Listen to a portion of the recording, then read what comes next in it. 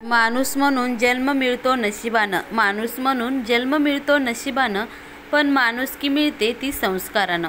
आणि जिथं माणुसकी जन्म घेते तिथं परमेश्वर हक्काचं वास्तव्य हे करतच असतो. श्री स्वामी समर्थ. जय जय स्वामी समर्थ. तर चला पाहूया पहिला प्रश्न, तारक मंत्र कुठे उच्चार करावा? तारक मंत्र म्हणजे सर्व गोष्टींना तारणारा, सर्व संकटांना तारणारा, माझ्या आलेल्या संकटाचा परिहार करणारा मंत्र म्हणजे तारक मंत्र. स्वामीने दिलेला हा मंत्र खूप साधारण आहे. कोणत्याही व्यक्तीनं मनापासून जर तो मंत्र केला तर तो नक्कीच तुम्हाला तारतो. तारक मंत्र म्हणजे मनापासून केलेला एक तारक हा मंत्र आहे. ह्यात महाराज म्हणतात, मी कसा मिळतो? 10 बोटांची करुणी केळं, मस्तिकाची करुण श्रीफळ, अर्पण लागे ते स्वामी. 10 बोटं म्हणजे हे आपली केळं आहेत आणि वरचं मस्तक म्हणजे नारळ आहे. ह्या पलीकडे मला काहीच नको. हे करताना पूर्ण प्राप्ती पाहिजे असेल तर तारक मंत्र हे महाराजांना जोडले जातात. म्हणजे 10 बोटांची केळं आणि मस्तकाची श्रीफळं केली आणि त्याच्याबरोबर तारक मंत्र जर केला तर महाराज नक्कीच आपल्याला मिळत असतात आणि महाराजापाशी आपण जोडले जातो असं सांगितलं जातं. मनापासून महाराजांना हाक मारा, महाराज नक्कीच तुमचे ऐकतील. कोट्यवधी लोक महाराजांची सेवा करतात, परंतु त्यांचे काहीच भक्त हे असतात. उदाहरण सांगायचं झालं तर लाखो विद्यार्थी दरवर्षी हे पेपर देतात, परंतु त्यामधील एकाच मुलाचा हा नंबर येत असतो. म्हणजे एक विद्यार्थी हा पहिला येतो, परंतु तो विद्यार्थीच पहिला का येतो? कारण त्याने तो अभ्यास केला असतं, त्याने ती मेहनत घेतली असते, म्हणून तो विद्यार्थी हा पहिला येतो. तर हा अभ्यास म्हणजे काय? तर तारक मंत्र. आपण हा तारक मंत्र खूप मेहनतीनं, लगावानं आणि मनातून म्हणा. महाराजसुद्धा तुम्हाला नक्कीच भेटतील आणि 1 नंबर ह्यामध्ये सुद्धा तुमचा नंबर हा नक्कीच असेल. अशा प्रकारे आपल्याला तारक मंत्र हा करायचा असो. तर दुसरं म्हणजे स्वामीचा साक्षात्कार कसं होतो? आता आपण सगळ्यांनी यूट्यूब, फेसबुकवर बघितलंच असेल की सर्वजण म्हणतात आम्हाला स्वामीचा साक्षात्कार झाला, परंतु महाराज खरंच असे मिळतात का? स्वामीचा साक्षात्कार खरंच होतो का? तर बऱ्याच जणांना महाराज कळले नाहीत, कारण स्वामी महाराज हे खूप साधे होते. राजा, रंक, हिंदू, मुस्लिम हे सर्व महाराजांना सारखे होते. महाराज हे 100 वॅटचा करंट आहेत. त्यामुळे तुम्ही जर म्हणलात की महाराजांचा अनुभव आम्हाला आला, साक्षात्कार आला, तर 100 वॅटचा करंट तुम्हाला सोसेल का? तर नाही ना. मग तुम्हाला तो अनुभव कसा येतो किंवा तुम्हाला त्यांचा साक्षात्कार कसा होतो हेच कळत नाही. पैसे, सोने, चांदी यात स्वामी पडले नाहीत आणि ज्याच्याकडे कधी पैसे, सोने, चांदी आहेत ते कधी स्वामींचे सेवेकरी झालेच नाहीत, असा खूप जणांचा अनुभवसुद्धा आहे. तर आता स्वामींची प्रार्थना कशी केली पाहिजे? तर सेवा ही वस्तू नसून ती बाजारात पण मिळत नाही आणि सहज ती कोणाला मिळतसुद्धा नाही. सेवा आणि प्रार्थना ही मनापासून करायची असते. आपण कुलदेवीची उपासना करतो आणि आपण जर कुलदेवीची उपासना केली नाही तर कुलदेवी आपल्यावर नाराज होते असं आपण म्हणतो. परंतु ही जगाची स्वामिनी, जिच्या हातात संबंध सृष्टीची सत्ता आहे, त्या परमेश्वरीला फक्त आपण एका नारळाने प्रसन्न करतो. तर जिच्याकडं पूर्ण ब्रह्मांडाची सत्ता आहे तिच्यासाठी तुम्ही फक्त 1 नारळानं तुम्हाला वाटतं ती प्रसन्न व्हावी, तर असं नसतं. जे ब्रह्मांडाचे नायक आहेत त्यांना फक्त प्रार्थना करून आपलेसं करायचं का? आपण मंदिरात गेलो, हात जोडलं, मस्तक जोडले, त्यांच्यापुढं नतमस्तक झालो म्हणजे महाराज आपल्याला मिळतील का? तर नाही ना. मनापासून प्रार्थना करा. रोज त्यांना सांगा, स्वामी तुमच्याशिवाय मला या जगात दुसरं कोणी नाही.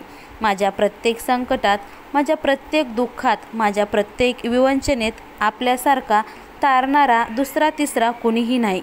हे जेव्हा तुम्ही महाराजांना सांगाल तेव्हा महाराज तुम्हाला मिळतील.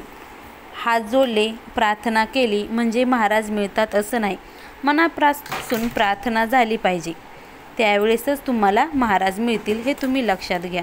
स्वामी चरित्र का वाचावे? स्वामी चरित्र वाचल्याने खरंच अनुभव येतो का?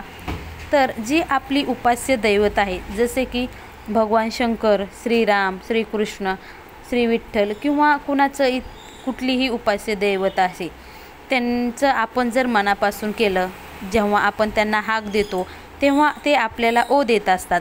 म्हणजे आपण त्यांचं जर मनापासून केलं तर आपल्याला ते आपल्या संकटात नक्कीच साथ देतात, हे खरं आहे. महाराजांचं तत्त्व आहे, चमत्कार दाखवून नमस्कार तुम्ही घेऊ नका. चमत्कारानं कधीही देव पावत नाहीत. महाराज म्हणतात, आधी करा नमस्कार तयाचे दिशे चमत्कार. म्हणजे तुम्ही मला नमस्कार केला तरच चमत्कार मिळेल. 100 पावलं चालत गेलो तरच स्वामी आपल्याला दिसतात. म्हणजे काय, तर आपण त्यांचं स्वामी चरित्र हे मनापासून वाचत गेलो तर स्वामी आपल्याला एक ना एक दिवस नक्कीच दिसतील. म्हणजे अगोदर ते पावण्यासाठी आपल्याला त्यांना नमस्कार हा मनापासून करायचाच असतो, तेव्हाच ते आपल्याला चमत्कार दिसतो. त्यामुळं अगोदर आपल्याला सेवा करायची, मगच मेवा मिळणारे, हे महाराजांचं वचन आहे. तिसरी गोष्ट म्हणजे काय, गुरुवार आणि उपवास करावे का, त्याकडे कसे पाहावे. तर संत तुकाराम महाराज म्हणतात, उपवासा पावे दैवत, उपासनेने पावे दैवत. तर उपवासानं दैवत पावत नाही आणि उपासनेनं दैवत हे पावतं. म्हणजे शरीराला त्रास देऊन उपवास करण्यात काहीच अर्थ नाही. हल्ली लोक शरीराला त्रास देत नाहीत. बघा, उपवास केला की सकाळपासून दूध प्या, चहा प्या, केळी, बटाटे वेफर्स, खिचडी, तसंच इतर ज्यूस पण माणूस पितो. म्हणजे एवढ्या गोष्टी माणूस खातो ना आणि उपवास करतो आणि शेवटी काय म्हणतो, मी उपवास केलाय. तर उपवास म्हणजे काय, तर आपल्या शरीरात ज्या काही 2 नाडी असतात, इडा आणि पिंगळा, यांच्यामधून जाणारी जी सुषुम्ना ही नाडी असते, ती श्वासावर केंद्रित होऊन अन्नाचा कण पोटात जाऊ देत नाही. आणि ह्या गोष्टीवर आपलं प्रेम असतं. म्हणजे काय, कुठली गोष्टीवर आपलं प्रेम असतं, तर अन्नावर आपलं प्रेम असतं. आणि ही अन्नाचा त्याग करून देवासमोर थांबून जी साधना आणि नामस्मरण करतो, देवाची प्रार्थना करतो, त्यालाच आपण उपवास असे म्हणत असतो. देवप्राप्तीचे 3 मार्ग आहेत. एक म्हणजे कर्ममार्ग, योगमार्ग आणि तिसरा म्हणजे भक्तिमार्ग. कर्ममार्गात हे व्रत, वैकल्य, यज्ञ इत्यादीला प्रार्थना दिले जाते. त्यामुळेच आपली जी सर्वात आवडती गोष्टीचा त्याग करून, सर्वात आवडती गोष्ट म्हणजे आधी सांगितले अन्न, त्याचा त्याग करून देवाची उपासना करणे म्हणजेच उपवास आहे. याने देव मिळतो. तुम्ही उपवास करता आणि दिवसभर खात राहता, यानं देव मिळत नाही. आपल्या आवडत्या पदार्थाचा, आपल्या आवडत्या गोष्टीचा त्याग करा आणि देवापाशी जा, नक्कीच तुम्हाला देव मिळेल. आधी सिद्ध व्हा, मगच प्रसिद्ध व्हा. सिद्ध होण्याच्या आधी सिद्ध योगीकडं जावं लागतं आणि सिद्ध योगीकडं जाण्यासाठी आपल्याला सुद्धा आधी योग, आपल्या अंगी सिद्धता ही आणावा लागते, हे लक्षात घ्या. सिद्ध योगीकडं जाण्यासाठी आधी आपल्या अंगी सिद्धता आणावी लागते. तुम्ही सात्विक असाल तर तुमचं आयुष्य सात्विक होतं आणि तुम्ही जर सात्विक आहात तर तुम्हाला ते सत्व कळतं आणि सर्व ह्या गोष्टी जर कळल्या तर तुम्ही महाराजाकडं नक्कीच जातात. महाराज छोट्या छोट्या गोष्टी घेऊन ते महाराजांची प्राप्तीही करता येते. महाराजांचा साक्षात्कार किंवा अनुभव हा मनापासून त्यांची सेवा केली त्यांनाच मिळत असतो, हे लक्षात ठेवा. उदाहरण सांगायचं झालं तर अक्कलकोटमध्ये बाळाप्पा, चोळप्पा, सुंदराबाई यासारखे अनेक भक्त होते. परंतु महाराज ह्यांनाच का कळले? स्वामी चरित्र जेव्हा आपण वाचतो त्यावेळेस फक्त आपल्याला बाळाप्पा, चोळप्पा, सुंदराबाई, स्वामीसूत यांच्यासारखीच नावं आढळतात. परंतु इतर जे लोक होतं त्यांचं आपल्याला काय माहीत आहे का, किंवा त्यांची नावं का नाहीत या ग्रंथात? तर कारण हे जे होते लोक ते महाराजांची एकनिष्ठ होते. म्हणजे ते महाराजांची एकनिष्ठ होते, ते महाराजांची सेवा करायचे. म्हणूनच त्यांचं त्या स्वामीचरित्र सारामृतामध्ये नाव आहे हे आपल्याला कळतं. म्हणजे काय, तर एकदाची मी गुरु केला, तो ना सोडे कधी मला, मी ना सोडे कदा त्याला, असं पाहिजे. म्हणजे एकदा जर मी गुरु केला तर मी त्या गुरुला काही केलं तरी सोडणार नाही. नाहीतर हल्ली आपलं कसं चाललंय बघा, कोण म्हणलं ही देव मला पावला तर आपण तिकडं जातो, कोण म्हणलं ही पावला आपण तिकडं जातो. चला, स्वामी महाराज नाही पावले तर भगवान शंकराकडे जाऊ, भगवान शंकर नाही पावले तर दत्त महाराजाकडे जाऊ, ते जर नाही पावले चला दुर्गादेवीकडे जाऊ, आपण असं करतो. परंतु असं केल्यानं दैवत हे मिळत नाही. आपल्या उपास्य देवतेवरची निष्ठा ही कायम राहिली पाहिजे. कुठलं का तुमचं आराध्या देवता असू द्या, त्यांच्यावर तुमची निष्ठा ही कायम ठेवा. कुणी म्हटलं इकडे चला तर तुम्ही त्यांच्या मागं जाऊ नका. कारण जग बुडाले तरी चालेल पण देव माझी साथ सोडणार नाही अशी आपली ठाम भावना असली पाहिजे. अशा भावनेनं जर आपण सेवा केली तर महाराज आपल्याला नक्कीच मिळतात. तुम्ही सेवा करता ती लोकांना समजून द्या, फक्त त्यांचा आव हे आणू नका. अंधश्रद्धेला तुम्ही थारा देऊ नका, कारण महाराजांना अंधश्रद्धा ही आवडत नव्हती. महाराज ज्यावेळेस अक्कलकोटला होते तेव्हा एक तांत्रिक त्यांच्याकडे आला आणि लोकांवर ते जादूतंत्र करून त्यांना चमत्कार दाखवून त्यांनी आपलंसं केलं. परंतु ज्यावेळेस त्यांनी महाराजावर तंत्रप्रयोग करण्याचा प्रयत्न केला, कितीही प्रयत्न केला, परंतु महाराज त्यांच्या अधीन झाले नाही किंवा त्या तंत्राचा परिणाम महाराजावर झाला नाही. त्यामुळं तो तंत्र करणारा तांत्रिक हा महाराजांना शरण गेला. तेव्हा महाराज म्हणाले, अरे माया किस पे चला रहा है, मैं तो खुद माया हो. स्वामी महाराज म्हणतात, मी स्वतः माया आहे, त्यामुळं तुम्ही माझ्यावर माया करू नका. असं हे आपलं उपास्य दैवत, आराध्य दैवत असले पाहिजे, जे आपल्या संकटात आपल्या मागं उभं राहिलं पाहिजे. असं जर असेल तर आपल्याला कशाचीही कमी पडणार नाही.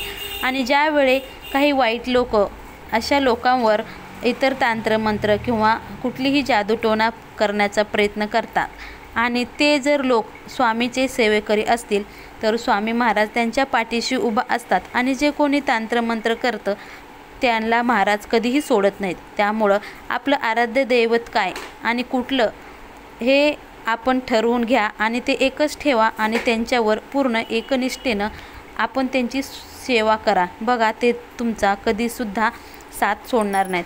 आता स्वामींची पूजा कशी करावी? आपण खूप ठिकाणी ऐकलं असेल की स्वामींचे 9 गुरुवार करा, 11 गुरुवारचे व्रत करा, केशरी व्रत करा. हे करायला खूप जण सांगत असतात, परंतु महिलांना सांगायचं तर 9 गुरुवार किंवा 11 गुरुवार किंवा 3 गुरुवार केले तर महाराज आपल्याला भेटतील का? तर नाही भेटणार. कारण आपली सेवा कशी पाहिजे. उदाहरण सांगायचं झालं तर शबरी ही श्रीरामांची खूप मोठी भक्त होती. ती कित्येक वर्षापासून आपल्या दारात रोज फुलांनी रांगोळ काढायची, रोज बोरं आणून ठेवायची. ती कित्येक वर्ष श्रीरामांचा जप करायची आणि मला राम कधी भेटतील या आशेने ती रोज तिच्या दारापुढे ही रांगोळ काढत असायची. आपली भक्ती ही त्या शबरीसारखी पाहिजे. रोज आपल्या दारात ते फुलांनी रांगोळ काढली पाहिजे. रोज त्यांचं नामस्मरण हे केलं पाहिजे, तरच आपल्याला स्वामी महाराज हे भेटत असतात. पण आपलं कसं आहे, 9 गुरुवारचं व्रत केलं तर 9 गुरुवार झाले की स्वामी आपलं संपले. म्हणजे 9 गुरुवार झाले की आपलं तिथून पुढं काही घेणं देणं नाही. तर स्वामी हे 9 गुरुवारपर्यंतच मर्यादित आहेत का? तर नाही ना. तुम्ही त्यांना अखंड चालू ठेवा. खरं तर तुम्ही त्यांचे 9 गुरुवार करा, 21 गुरुवार करा, 51 करा, परंतु महाराजांना तुम्ही तेवढ्याच पुरतं मर्यादित ठेवू नका. तुम्ही त्यांचं अखंड नामस्मरण करा. तुम्ही त्यांचं अखंड गुरुवारसुद्धा पकडू शकता. फक्त तुम्ही त्यांना तेवढ्यापुरतं मर्यादित बांधून ठेवू नका, एवढंच सांगायचं आहे. तुमची इच्छा, तुमची सेवा, तुम्ही ज्या गोष्टीसाठी ते करता ते ठीक आहे, परंतु तेवढंच तात्पुरतं तुम्ही महाराजांना ठेवू नका. कारण महाराज हे कुणाचं कधीही उसणं ठेवत नाहीत. तुम्ही 9 गुरुवारचं केलं तर तुम्हाला महाराज तेवढंच देणार, पुढचं 10व्या गुरुवारचं तुम्हाला काही देणार नाहीत. म्हणून तुम्ही त्यांना तेवढ्यापुरतं मर्यादित ठेवू नका. त्यांना तुम्ही अखंड चालू ठेवा. म्हणजे अखंड तुम्ही त्यांचं नामस्मरण चालू करा, एवढं सांगायचं आहे. स्वामीची उपासना किंवा जप कशी करावी? आता महाराजांची उपासना करणे काही अवघड नाही. फक्त त्यांचं नाव घ्या. नामांती भगवंत, नामानेच भगवंत मिळतो. जगात कुठलाही तंत्र, मंत्र, शास्त्र या गोष्टीपुढे फिक्के आहेत. ती गोष्ट म्हणजे नाम. नाम ज्याच्या घरात घेतलं जातं ना, त्यांच्या दारात मी कुत्रा होऊन राहतो, असं महाराज म्हणत असतात. नामस्मरण करा. आता 108 वेळाच का नामस्मरण करायचं? खूप जण म्हणतात की 108 वेळाच का? तर 27 नक्षत्र आणि त्यांची 4 चरण म्हणजे त्यांचा गुणाकार केला तर 108 वेळ होतो. म्हणून 108 वेळा हे नामस्मरण करायला सांगतं. नाम घेताना मेरुमणी कधीही लावू नये. नाम नंतर आपल्याला पलटून घ्यायचं असतं. पूर्ण माळ झाली की ते 1 उंच 2 खडा येतो, तो मेरुमणी म्हणतात. तो आपण कधीही लागायचा नाही आणि आपल्याला माळ ही म्हणायची असते. माळ म्हणजे गोल फिरवणे नाही, तर श्री स्वामी समर्थ या षडाक्षरी मंत्राचा जप करणे आहे. आता सर्व फेसबुक, इंस्टा, यूट्यूब या सोशल मीडियावर आहे, त्यांना स्वामीचा साक्षात्कार झाल्याचं ते सांगत असतात. परंतु साक्षात्कार हा उघड नसतो, तो इतका आंतरिक असतो, तो कोणालाही सांगता येत नाही. भक्ती करताना तुम्ही संयम पाहिजे. म्हणजे भक्ती करतानाच तुमच्या मनात संयम पाहिजे. आपण 4 आरती करतो किंवा 108 आरती करतो आणि म्हणतो की मला नोकरी मिळावी किंवा माझं चांगलं व्हावं, मला घर मिळावं, असं नसतं. बऱ्याच घरात कसा राम असतो, परंतु रामाचं आचरण त्याच्या अंतःकरणात असतं का? तर नाही. बघा, श्रीराम ज्या घरात होते त्या घरात कैकेयी किंवा कैकेयीची दासी होती. ते होती ना, तरी पण ते सुद्धा चुकीचे वागले. कारण मनात आपल्या भगवंत ठेवा, स्वामी माझ्या मागे आहेत असं म्हणा. बघा, स्वामी तुमच्या कधीही वाईट करणार नाहीत. महाराजांचं एकच वचन होतं, ते म्हणजे स्वच्छता, संयम आणि सात्विकता. या 3 गोष्टी ज्या माणसाकडे असतात त्यांना स्वामी अवश्य भेटतात. स्वच्छता म्हणजे काय? तर ज्याचं अंतःकरण स्वच्छ आहे ती स्वच्छता. तुम्ही म्हणता की घर फिर स्वच्छ, असं नाही. ज्याचं अंतःकरण स्वच्छ आहे, ज्याच्या मनामध्ये संयम आणि जो सात्विक आहे, ह्या 3 गोष्टी ज्याच्याकडे असतात त्याला महाराज नेहमी भेटतात. त्यामुळे महाराजांना अशाच माणसाचा साक्षात्कार होतो. त्यांनाच साक्षात्कार होतो. आम्हाला त्यांचा साक्षात्कार होत नाही. तुमच्याकडे या गोष्टी असतील तर तुम्हाला त्यांचा नक्कीच साक्षात्कार होतात आणि तुम्ही म्हणणार सुद्धा नाहीत की महाराजांचा मला साक्षात्कार झाला.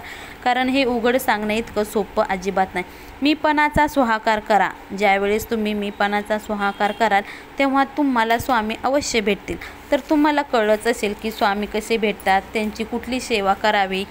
तर यावरून तुम्ही एवढं शिका की स्वामीचं नामस्मरण अखंड चालू ठेवा, संयम ठेवा. महाराजसुद्धा तुम्हाला नक्कीच साक्षात्कार घडतील आणि त्यावेळेस तुम्ही कोणाला अनुभव सांगता हे सुद्धा तुमच्यावरच अवलंबून आहे. आजची सेवा कशी वाटली ते नक्कीच सांगा. श्री स्वामी समर्थ. श्री गुरुदेव दत्त.